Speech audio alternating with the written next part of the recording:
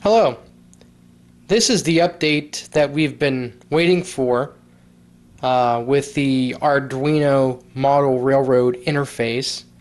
As you can see here, I have a demo track set up, and you have the Arduino, a breadboard, an LCD panel. We'll look closely here, and we have 3 current sensors, a DC power source, a demo track with 2 terminal strips. The red wires are our temporary track bus.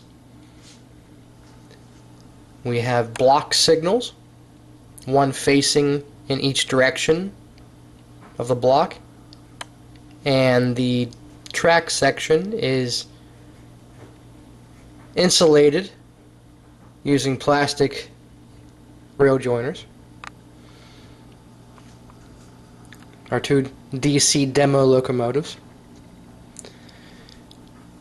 Going back to the 3 sensors, we have the master sensor, which is connected directly to the DC power pack, and both current sensors for block 1 and 2 is connected to the master sensor. When the system starts up, the master sensor is calibrated, detecting if there's a current going from the DC power pack to the track sections. The white cord goes to the computer. It's connected to the Arduino. The breadboard wire mesh you see here, there's 2 bicolor LEDs, red and green, which will simulate your block indicators to your control panel, dispatcher's panel, or wherever you have a panel to keep track of your blocks. Red is for block occupancy, and green is for an unoccupied block. The block signals have a red for occupied block and a green for a unoccupied block. So this is video 1 showing the setup of the demo.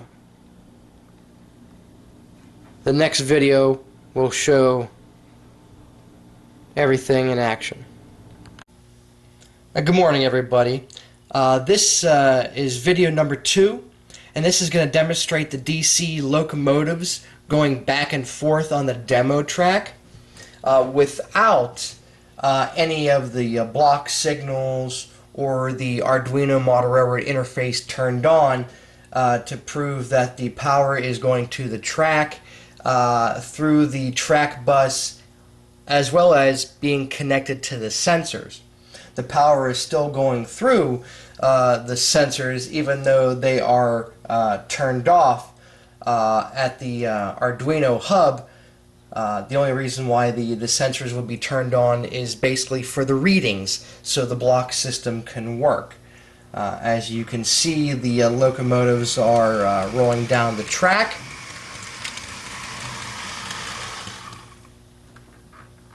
Now we're going to go in reverse direction.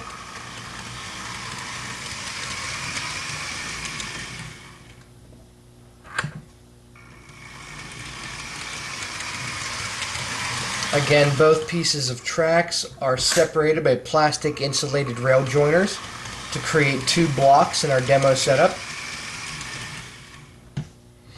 The next video will show the block system working. Good afternoon, everyone. This is video number 3 of the Arduino model railroad interface. In this video, I'm going to plug in the USB cord to the computer, and as you can see, the Arduino has fired up along with an LCD panel. You notice that the LEDs on the yellow breadboard were blinking red and green, but first I'm going to show you the current sensors. Each current sensor is connected to the track bus for each individual block. This current sensor is the master current sensor, which is connected to the terminal block, and the yellow and blue wire is connected to the DC power pack. Each block has a black terminal strip with a connection that goes to the track bus. There is block sensor number 1, block sensor number 2, breadboard, which is a stand-in for a dispatcher's panel or a local control panel or a non-computerized dispatcher panel. Any kind of indications. Right now both LEDs are shown green, telling us that the block is unoccupied. There's the Arduino, the brains, and there is the LCD piano that says, "Hello piano, we are live," which means there is track power on.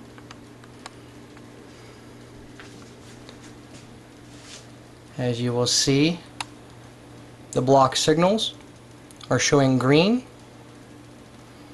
Now I'm going to push the reset button on the Arduino, and you will notice the signals are going back and forth from red to green, red to green. This is the calibration.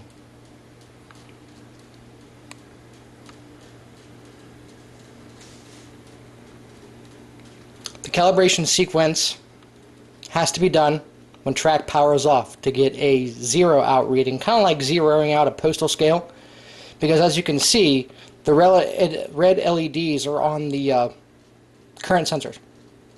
So there is current going through, as in power from the Arduino, which right now it's being powered by a USB cable. Later on this will be a standalone system which can be run with a 9-volt or a 12-volt wall wart. There's the wall wart connector, that black right there.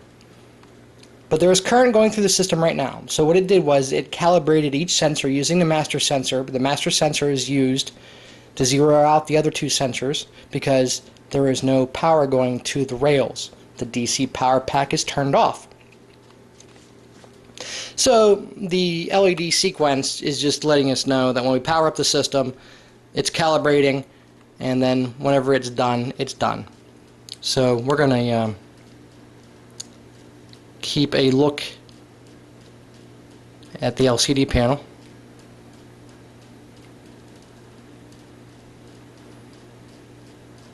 And this LCD panel can be anywhere in the layout if you wish or not wish. I just use it for debugging right now. So calibration is done and we are live.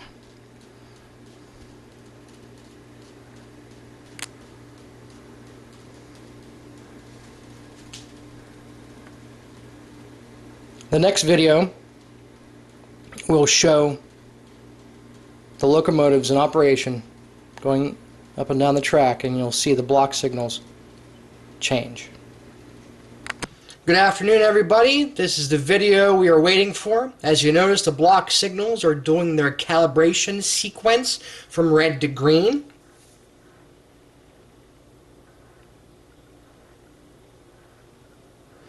I am now turning the track power on.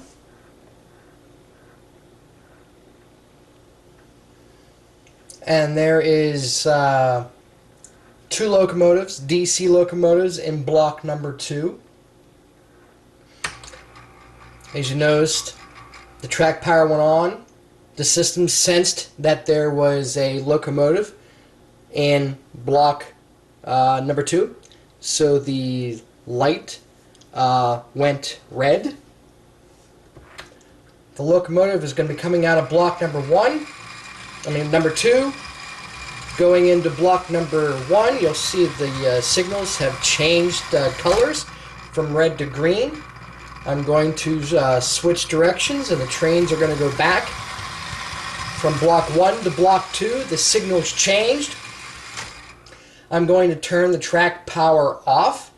You notice that the locomotives are not moving, and the block signal system has remembered the state of occupancy of the last movement of the DC locomotive. I will turn around the camera and you will see the LCD panel again and the two bicolored LEDs showing the current indication of the blocks. I will turn the locomotives back on again. As you notice, track power is on. You will notice the indication will change on the indicators, and track power is off, and the system has remembered the last state of the LEDs.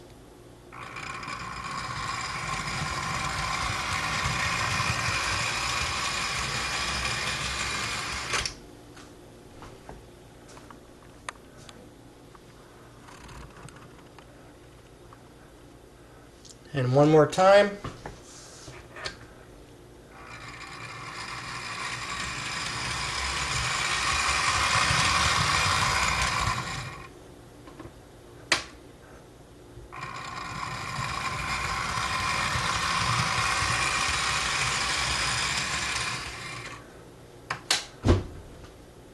So this video has been the culmination of all the videos and all the step-by-steps if you've been following the Facebook page.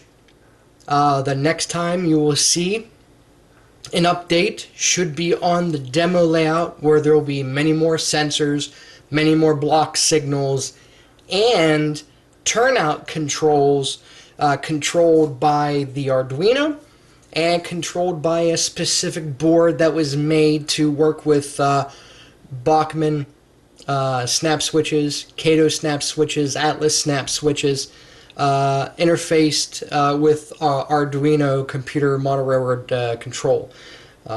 So be looking for that video as well. Thank you for joining us on this journey, and the next time you see us would be videos of the demo layout.